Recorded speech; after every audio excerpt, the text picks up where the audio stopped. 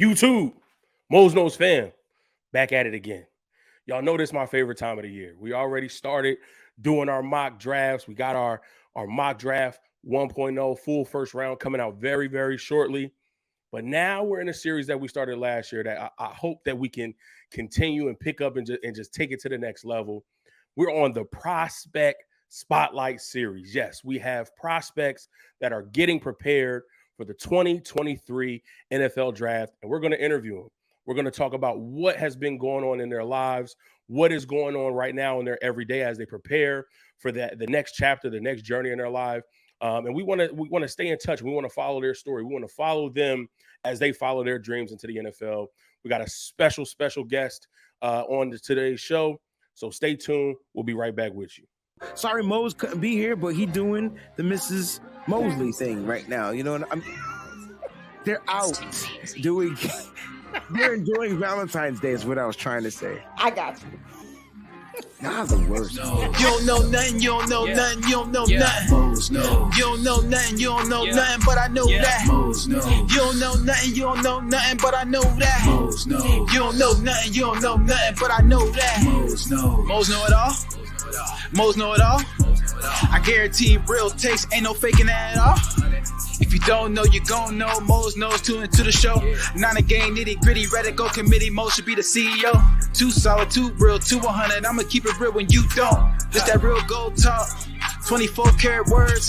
San Francisco 49er fam. Realest squad on the earth. The 5 God, number 5, taking us to 6. Young killer Trey Lance. New era, new season. Mose got you covered. Go ahead and subscribe. 2022 this year. Got a whole nother vibe. Mose know it all.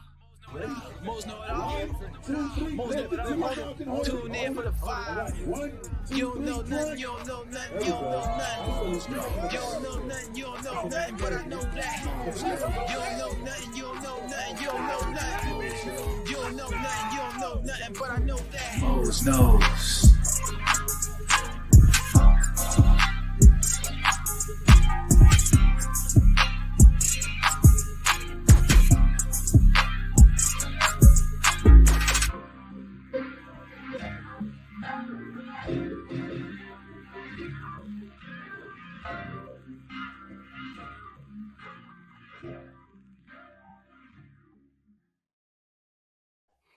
Good people. As I said, we are on our prospect spotlight. We have a very, very special guest in the building. We starting off different this year. Last year, we started on the defensive side of the ball. This year, we're going to go to the offensive side of the ball. We're going to start with a skill position player. We're going to start with somebody that is known to have great hands, great feet, great route running, great field awareness. Listen, this young fella can do it all. And I'm excited to see his journey. I'm excited to talk to him and get to learn more about him. We're going to introduce him to you right now. Front representing the DMV. That's DC, Maryland, Virginia. For those who don't know, welcome our special guest on Mose Knows today, wide receiver Todd Simmons Jr. Todd, what's going on with you, bro? Happy to have you on. Man, I'm happy to be here. And what's good? Oh, yeah, DMV. Let's make sure that everybody knows that it does not include Baltimore. I'm sorry if anybody is from Baltimore. We do not include Baltimore. We're not repping Baltimore. Look, that's no shade, but it is what it is. It's DC, it's Maryland, it's Virginia. It's not DMVB. It's not BDMV. No. It's DMV, DC, Maryland, Virginia, no Baltimore. But that's no shade. Shout out to all our people in Baltimore. All love to them. Todd, we want to get the people here at Mose Knows and those who be watching, get to know you a little bit better. And doing my research on you, I saw that you are a car guy, a car enthusiast. I see you sitting in a Scat Pack right now. I see the logo on the seats. So just talk about, what got you so fascinated into cars and tell everybody, what is your dream car? Well, yeah, I've loved cars since I was little. I think everybody's been through that process of the toy cars. Like, I used to love toy cars. I wasn't into the wrestlers, the dinosaurs. It was the little toy cars, Fast and Furious, all that. So that's what really got me into it. And then once I got to school and got a little bit of money, I was like, yeah, I'm gonna try to go get my first car. But I'm a Dodge fan, die-hard Dodge fan. I can care less about any other car. I didn't have 4 of these. Like, I'm only Dodge. My dream car would be a Dodge Demon. Yeah, I need Okay. that. I need that. Okay. Listen, in about a little bit of time, I'm trying to talk the missus into it. Make sure that when I present the financials, she's comfortable with it. But I'm going to go get me one of them TR. I'm a big boy, so I need something big. I'm going to go Yeah. get one of them TRXs, bro. Those hard too. Yeah, Those hard too. I got to go get one of those TRXs. Again, taking a look at your Instagram and doing some research. You got different types of highlight videos that are up that are showcasing all of your talents and the hard work that you're putting in during this process. And most of your videos have, the standard, hip hop rap tracks with the crazy beats. But then I saw a couple of the most recent ones, and they had some R&B flavor to them. They had the Maxwell, Yeah. something, Lifetime. I was like, wait a minute, I hear a little bit of R&B flavor on here. So, give me some highlights that's on your R&B playlist, and what drove you add in the Maxwell and the R&B flavor to some workout videos that usually isn't the typical song choice for that type of content. Well, look, I'm gonna keep it 100 with you, a full rack with you. I don't even listen to that type of music. I just thought one day I was like, I seen a video, and it was a train. I think it was Route God, and he put like some old style music on the video. And I was like, that's different. Everybody put the young boy, the Pooh Shiesty, try and give off that energy. I was like, I want to give a different vibe. Like, so at first I thought about doing like more like R&B nowadays. Then I was like, nah, I want to do something different. I'm gonna throw it like way back. So I literally had to go and ask my mom, like, wow, what's some good like back in the day R&B I could throw? And she gave me Maxwell, and I put it on the video, and I was like, man, it's a little catchy and it's different. Like you don't really see that. You don't scroll through Instagram and see a football workout video with some back then music. Like that's Right. different. I was like, I feel like that'll make it stand out. I'm big on marketing. Any type of way to get yourself seen on the screen, even back in high school.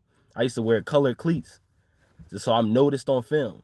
So putting old music, it stands out a little bit more. Everybody goes and throws the young boy and the little baby on, but not a lot of people got the Maxwell, this woman's work on a football video. Like it's different. It just stand out way more, and Yeah, it's worked pretty well on no, TikTok. it did, because it definitely caught my attention, because I'm like, wait a minute, do I hear It's different. something on this jaw? Like, okay, Yeah, I see where you're going with it. And then the other one, I like how you did it with Lifetime, but then the videos in black and white. So it kind of like you did that, bro. I got to give it to you. From marketing angle, from doing something a little bit different. I definitely respect that. That was something that definitely caught my eye. And then lastly, final icebreaker question, man. We always see players walking into the facility, getting ready for a game. Everybody got their headphones on. Basketball, football, baseball, you name it. Everybody got on the headphones. What's on your game day playlist, man? What's on that playlist that gets you locked in and ready to go before every game? it matters the type of game. Like a rivalry game, I'm going out there with that energy. So I got the Pooh Shiesty, the little baby on, and then a regular season game, I go in there with the raw wave. I ain't gonna lie, I do listen to some Lucci. Lucci got some motivational music. I go back and listen to that a couple times, and then right before the game starts, it's Meek Mills. The same song, Dreams and Nightmares, every time. That's what's up. I'm That's the from Philly, go-to. so we love to hear that. Big Yeah. shout out, respect to Meek. Let's get into some football questions, man. That's what we here for. That's what we love. That's what you love to do. That's what I love to talk about. Um, what drew you to the game of football, man? When was it that you decided that this is my sport? Well, I started out playing basketball, and I was awful. I'm heavy-handed. I couldn't shoot no threes. I'm knocking off the back of the backboard. I was not good at basketball, and I wanted to play a sport, so I got into football at 11, playing flag.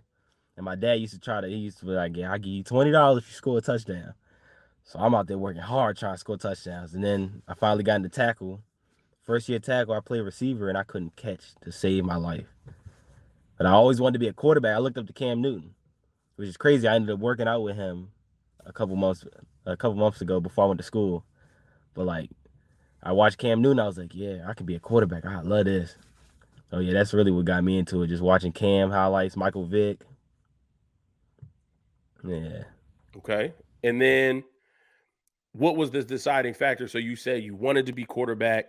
I'm sure you tried to play that position. You played wide receiver at first. Initially, it just wasn't working out for you. You just couldn't catch. But what was it that finally got you to find a home at the wide receiver position?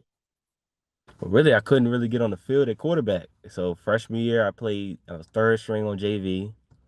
Going into sophomore year, I was a backup on JV again. And then I ended up transferring to a private school, Avalon, with Trayvon Diggs. And I was a backup quarterback. So I really never got, when I finally got my opportunity at quarterback, I did pretty good, but I wasn't getting recruited like that. My coach told me why not try a receiver, and then for some reason it came so natural. My first year playing receiver, I couldn't catch. And then come high school, I killed it. I went to a first, like a 7-on-7 event and was killing it, talking trash and everything. And I'm getting a D1 offer just from the event. Wow. No receiver film, no nothing. I literally killed it and got an offer from Howard. So I guess it came natural somehow. It sounds like it, man. Obviously, I've seen your videos. People that are familiar have seen your videos, and I'm sure after this and any other interviews that you do, people will be more familiar with your name. But the athleticism just jumps out on film. Like it's there. We see it. Naturally gifted athlete. So I'm not surprised to hear that it came naturally to you. And actually, you got to excuse me because I was supposed to do this earlier, but we just got in the flow of the conversation. Um, since you are a car guy and a football guy, got to tell you, I love your logo. So we're going to make you feel at home and we're going to add your logo to the stream right now, right up under you. We're going to add that. That's crazy. Got the Charger with the football on top, IMTS2. I was supposed to do that earlier. We're not going to forget. We're going to make sure that we have that throughout the rest of the stream. So that's amazing. Let's talk about your work ethic, man. What are the foundations of your work ethic? Where did that come from? How did that get instilled in you? And how do you, continue to use that work ethic to propel you to where you want to go today? I think starting off, it came from just trying to prove people wrong. Like when I played quarterback, everybody was like, "Oh, he sucks. He won't make it nowhere." Like I've been embarrassed in situations in school where players will be like, "Todd ain't that good," or "Todd's not good at all. Todd's never gonna play." So literally, it drove me to like, okay, I gotta prove myself. Like I really want to show that I could play football. Like my high school coach freshman year told me that I would never start on varsity and would not go to college for football. Told me that straight to my face in front of people, like, and that was embarrassing. It drove me like, I remember, I'll tell you this one situation. I'm not gonna say no names, but freshman year, our coach was talking to the whole team. We had like a meeting. He was talking to varsity and JV, and he was like, guys should start sending him like schools you're interested in. So everybody sent it to him. I didn't think that he was only talking about varsity. I was like, okay, he probably talking about me. So I'm hyped. I'm a freshman. I'm like, I can't wait to tell him what schools I want to go to. And I wanted to stay home, so I sent a DM to him. And I was like, yeah, I'm always been interested in going to Morgan and Howard. And he straight up waited till the next day while we in the cafeteria. I'm sitting with my friend at the table. Came up to me and was like, yeah, you sent me these two schools. He's like, you need to focus on playing on JV first. I don't see you playing on varsity right now, the way you play. And they started laughing at the table. I'm like, dang, that's embarrassing. Now fast forward, junior year when I switched to receiver, my first two offers was Howard and Morgan. And I went on Twitter, found him. I literally took a minute to find him and followed him just so he could see both the offers. My first two offers were the schools that he embarrassed me and said I wouldn't get. So it's like I've always been driven off of just trying to prove people wrong. And now I'm at a stage I'm not trying to do that anymore. Now I want to prove it to myself. But like building up in football, that was always my goal. And what keeps me going now is I got little brothers that look up to me. I got a little brother that play basketball that's trying to go big with basketball. So it's like, you don't got time to quit. Like I go through a lot. I don't have time to even think about quitting. It's not an option. I got people looking up to me. So yeah, that's what keeps me going. Listen, that's an amazing story. I always find it, ironic that those situations always happen. There's somebody who, you look up to, somebody who you consider a mentor, a coach, father figure, whatever. Um, and sometimes maybe it is tough love and it's motivation, but I do think there are a lot of times, a lot of situations where people don't believe. My mom could tell you right now, when I was in kindergarten, my kindergarten teacher told her that if I don't change my attitude, I'm not going to amount to anything. I'm either going to end up dead or in jail. And I'm a 5-year-old, bro. Like, there are people out there who just, they don't get it. They don't see your worth. They don't see your value. They don't see, the potential in you and who you can become. And there are instances where we have to do that, where we have to show that we are more than what you think we are. So for you to be able to do that, for you to get those 2 offers, for you to see as a freshman, this is the goal that I want, and for you to achieve that goal, whether it was to show him or not, and then again, being an inspiration to your little brothers, man, that is so commendable, so commendable. We talk about this. We talk about additional adversities that you've had in your life. In doing my research on you, found out the adversities that you had with the transfer portal and transferring from JUCO to Wagner to Dubuque.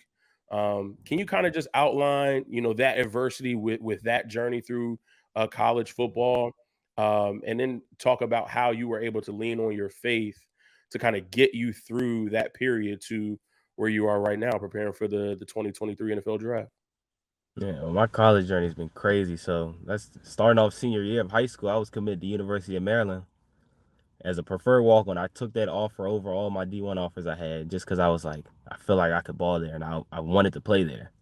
And then I ended up not being able to get in because you got to get in as a regular student. I couldn't do that with the SAT. So then I ended up going to this D2, University of Charleston in West Virginia. I did terrible grade-wise, ended up failing out and having to go JUCO. And it took me a while to even find a JUCO. Like, I had one school that was like, they needed $14,000 a semester. I was like, dude, how do you even pay for that at a community college? But yeah, so I was like, I was packed like the day I was supposed to head to school. I got my bags packed and everything, and they like, yeah, you got to sign on your loan agreement, $14K. I'm like, whoa. Literally had to take my bags back to my room, tell my friends like I'm not gonna be able to ride with y'all up there. We was all ready to go, spring ball, everything. And then literally from there, I stayed home and worked for a little while, and then finally found a JUCO in Kansas and went up there, and that was JUCO ain't for everybody. I'm up that joint, not eating, stressed out, losing hair. So like we didn't have a season. COVID happened, so we kept getting quarantined. I'm like, it's like I get out of quarantine, everybody catches COVID, they quarantine everybody again. It's like literally I got out the room and was back in the room again. And then food was like terrible. Like, man, eating was a struggle. I'm talking about like you probably wouldn't even believe me, syrup sandwiches. Literally. Like the food was so bad, and I didn't really have no money to go get food all the time. My girlfriend and my mom sent me money sometimes, but like there'd be times where it's syrup sandwiches, the original pack oatmeals, the little blue packs that nobody ever eats. After you finish all the oatmeal, those are the only ones left. Took that, threw some sugar on it. Like it was like that. So after the season, after COVID, like we didn't have a season, we practiced and stuff, played one little scrimmage. But after, everybody was like, yeah, we're gonna come back in the spring. Most guys didn't want to, but I had 61 offers from just the videos I've been posting. So I talked to all the schools. A couple of them was like, we want to wait till spring and see you play. I'm like, bro, I'm not trying to stay out here. I'm losing hair. I'm stressed out of this. I'm ready to get out. Like, I'm ready to go. So I literally worked my butt off to get my grades up, ended up graduating. So I failed my freshman year and was able to fix those grades and keep going and then graduate. And literally, what was I there? 2 semesters? I graduated and I took the first D1 offer I could get. It was Wagner. The only one that was willing to take me right away. I took that. And we played our season. The season it was kind of shaky, and he was like, he wasn't looking to, he really didn't want to, it wasn't interested in bringing any of the receivers he had that year back. So I entered the transfer portal, and this is my opinion. I think he didn't believe that I was going to get another D1 offer. So he was fine with me entering the portal. He was like, yeah, good luck, everything. The moment I signed a D1 to a D1 school, Wagner sent stuff to NCAA, and I got in trouble. And they suspended me. I couldn't play D1 or D2 for a season. So it was like I had to sit out. I was like, I'm not going to sit out. I got to play. So I ended up finding a school. I met with Brian, my agent, and then he put me on with University of Dubuque, and I went up there and played. But it's been adversity every single year of college, like hurdles every year. How did your faith get you through that? Because, you talk about eating syrup sandwiches. Listen, again, me and my mom, we could tell you some stories where it was easy mac and hot dogs for 2-3 weeks in a row. Like that was it. Yeah. And so I understand some of those struggles of not having the resources, but still wanting to fight for your dream and fight for what you believe you can do and what you're able to do. How did you lean on your faith, man, to just pull you through that situation? And honestly, having a why, like knowing that it's not about me. Like I could have quit after Wagner did that, and I couldn't play, and I was literally out of a school. I didn't have a school for like a couple months, and during them couple months I didn't have a school. I worked the hardest I've ever worked. Literally without having no like I didn't know where I was gonna go at. I didn't know if I was gonna play again. I worked my butt off just knowing like I got 3 little brothers that look up to me. I can't be in the house in the fall. I can't be laid in the house while they going to school every day. And they looking at me like, dang, he not playing no more. I don't gotta play no more. I don't gotta take sports serious. I can just be home after high school. I was like, I can't do that. So I literally worked my butt off and just kept going. I didn't have time to quit. So really that was my why. Like them. It's not about me anymore. Absolutely. Absolutely. So now you get through that very, very tough period, a lot of adversity, like you said, every year through college. But now that phase is done. And now we're in the phase you're in now, preparing for the 2023 NFL draft. Tell us what a day in the life of Todd Simmons looks like. How are you training? How are you preparing? What are some things, that you got going on, just to make sure that you're ready at the end of April? Well, training wise, I literally just kept it the way I've been training. Like I work hard already, but mainly my focus is speed. Like that 40 is really important in showing scouts how fast you are. This game is just speed now, honestly. Like it's transitioned to you gotta be fast to make it. So literally speed training almost every day. I got 40 training twice a week. Then I work on speed stuff by myself. Like just being more explosive is the main focus right now with this draft process. So lifting, focusing on squats, everything leg wise. Like I gotta be fast. And obviously the bench press 225, but that's regular benching every day. But my main focus is at 40 and showing how explosive I am to scouts. I've got reports that they think I run a 4.7. I needed that. I just got a report Ooh. recently about that from a scout saying that, oh, he's a 4.6 guy, he's a 4.7 guy. I love that. So I'm gonna prove it now. And to get this the craziest part. So the scout that said that is from the CFL. I'm not gonna say what team. I can't do that. But it's a CFL scout said that they feel like I run a 4.6, 4.7.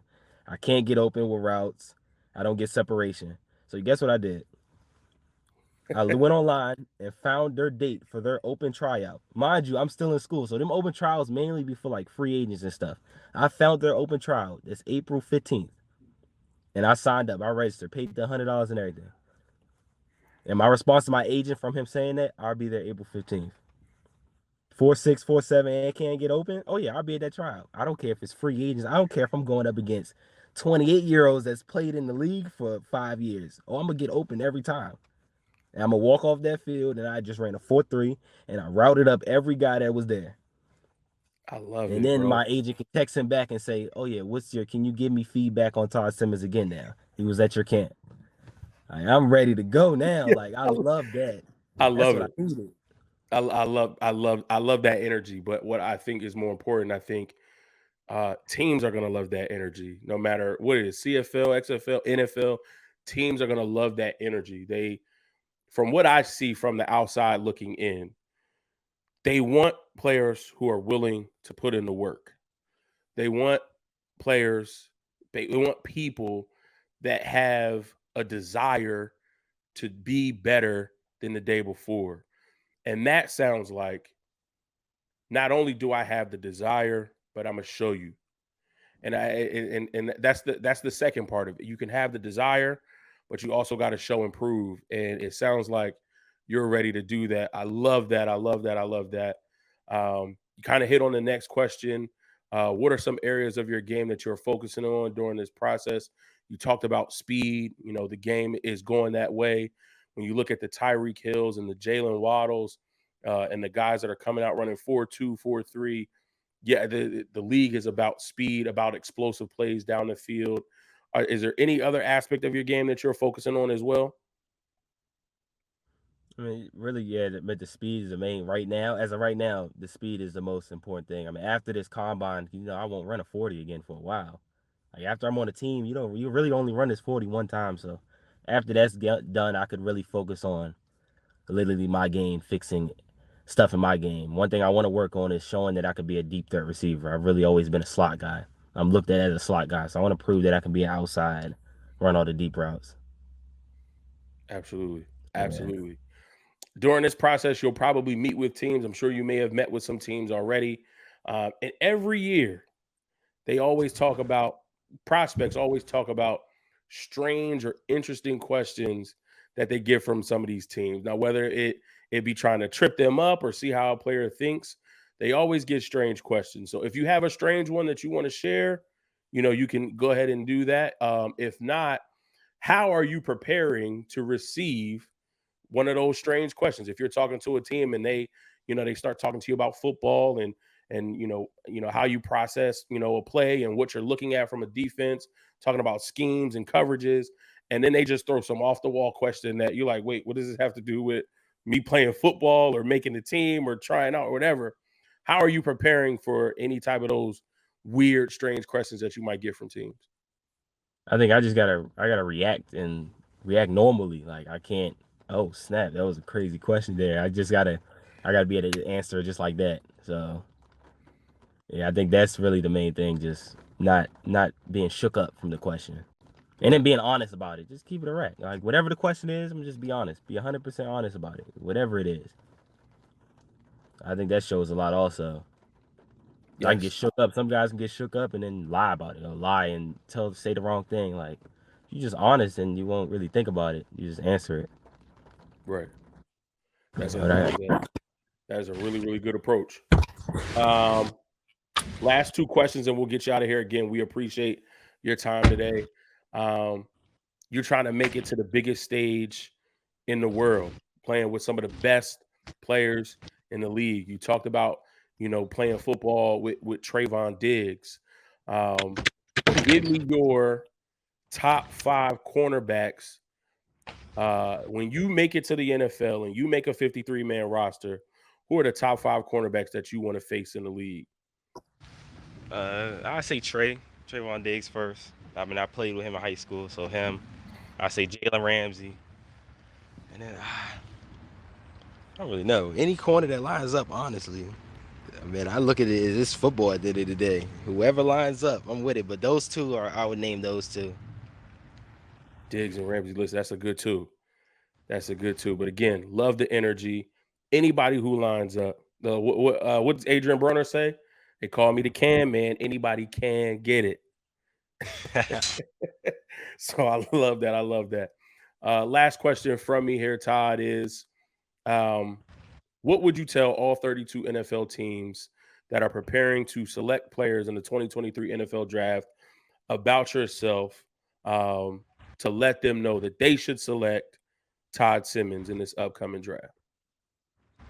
Yeah, they're not gonna find a more hard-working receiver in this draft. Someone that's gonna start from the bottom and work his way up. That's what I say. They're gonna get a dog. Plain and simple. Plain and simple. Hard working, start from the bottom, work his way up, and you're getting a dog. Everybody throws around that dog word, but when it's that plain and simple, you got to believe it. You got to trust what he's saying. The film is there. He's done, his due diligence as far as getting prepared. You see the workout videos that he's putting out. He's still working out now. Listen, Todd Simmons is a name in the wide receiver group that you want to keep your eyes out for. Listen, Todd, we thank you so much for jumping on Mose Knows, allowing us to get to know a little bit about you and the journey that you're going through. We wish you nothing but the best throughout the rest of this journey. We wish that you stay healthy, and we wish that come April, you find a home in the NFL and you can make your name known. Put that work in and show them who Todd Simmons is. Again, we appreciate your time. Thank you for coming on, bro. Yes, sir. Thank you. That's going to do it for our first prospect spotlight of this 2023 NFL offseason. We got some more coming. We're going to get some more scheduled, so be on the lookout for that. Again, You can tap in with Todd. Let me move this out the way real quick. You can tap in with Todd. He has his own YouTube channel where he's creating his own videos about his 2023 draft journey. Please go to his YouTube channel, im.ts2. Give him a subscribe over at his channel and just continue to follow along in his journey as he prepares for the 2023 NFL draft. We thank you guys so much for tuning in, and we'll catch y'all in the next episode. Peace.